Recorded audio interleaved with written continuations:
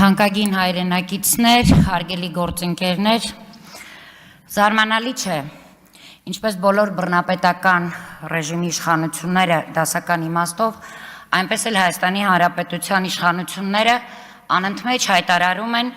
որ մեր երկրում քաղբանտարկյալներ չկան։ Եվ որքան էլ փորձեն մեզ համոզել դրանում, Հայաստանում քաղաքական հետապնդումները ակնառու են, քաղբանտարկյալների թիվը աննախադեպ աճում է,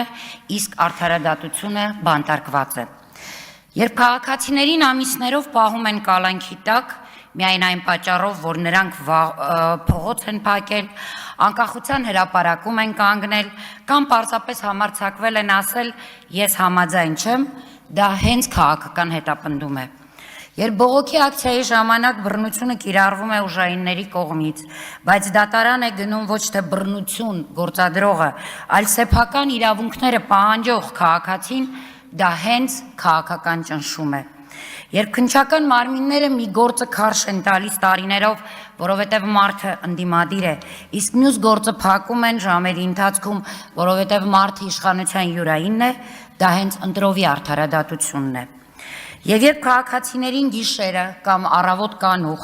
տնից դիմակավորված տանում են իշխանությանը քննադատելու համար, դա հենց բռնապետություն է։ Արցախի ազգային ժողովի պատգամավոր Դավիթ Գալստյանի գործը դարձել է խորհրդանիշ։ Խորհրդանիշ այն իրականության, որտեղ իշխանությունը չի հանդուրժում ոչ միայն քաղաքական ընդդիմախոսին, այլ նույնիսկ ազգային ցավի մասին հիշեցնողին։ Մարդը, որ կորցրած հայրենիքի մասին է խոսում, որը հիշեցնում է, որ Արցախի հարցը փակված չէ, որ մեր ժողովուրդն ունի իրավունք իրավետյաց երկրում ապրելու, սա քաղաքականություն չէ, սա ազգային հիշողության դեմ ուղղված բռնություն է։ Եվ վերջապես, Հայաստանում կա կին քաղբանտարկյալ։ Այո, այս իշխանությունը հալածում է նույնիսկ կանանց։ Հասարակության այն խմբին, որը յուրաքանչյուր ժողովրդավար երկրում համարվում է հասարակության ամենաբարձր պաշտպանված շերտերից մեկը։ Կնոջը ներկայացնել որպես սպառնալիք, դա արդեն ոչ թե ուժի, այլ վախի ցուցիչ է, ոչ թե իշխանության ինքնավստահության, այլ իրականում իշխանության խորը թուլության ցուցիչ։ Երկիրը, որտեղ կնոջը փակում են, բանտում իր քաղաքական դիրքորոշման համար, չի կարող աշխարհին պատմել մարդու իրավունքների մասին։ Նա կարող է խոսել միայն մեկ բանի մասին՝ ժողովրդավարության խոստումով բռնապետություն կառուցելու նուրբ արվեստի մասին։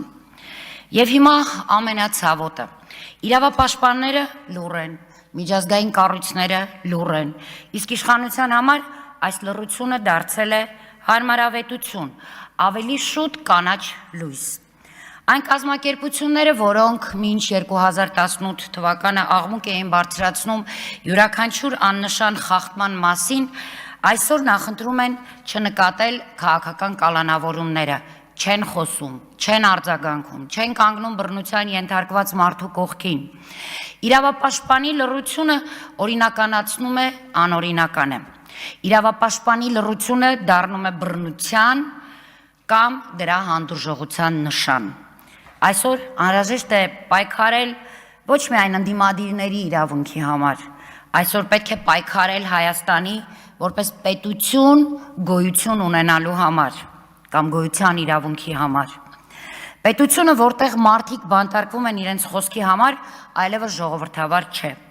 Պետությունը, որտեղ Արցախի պատգամավորին լռեցնում են Արցախի մասին բարձրաձայնելու համար, այլևս ազատ չէ։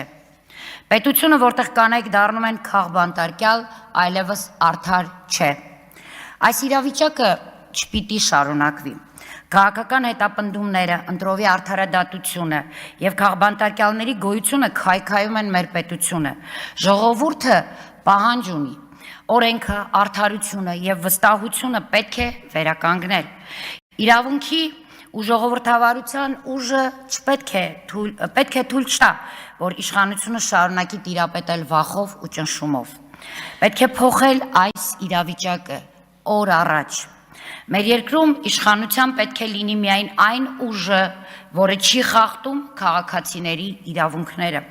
Օրենքը, արդարությունը եւ վստահությունը կարող են վերականգնվել միայն այն իշխանության ժամանակ, որը չի վախենա ճշմարտությունից եւ չի հետապնդի մարդկանց իրենց համոզմունքի համար։ Պետք է վերադարձնել մեր երկրին օրենքի ուժը, արդարությունը, վստահությունը։ Վերջում ուզում եմ մտաբերել այն պատգամը, որը դարերով մեզ պահել է որպես ազգ եւ առաջնորդել է որպես հավատավոր ժողովուրդ։ Հայ առաքելական Սուրբ եկեղեցին մեզ սովորեցնում է, որ մարդու կյանքի գլխավոր նպատակը արժանանալն է Աստծո արքայությանը, այդ ճանապարհին պահելով ճշմարտությունը, հավատը եւ արդարությունը։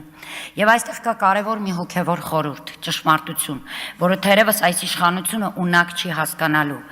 Ոչ ոք չի կարող փակել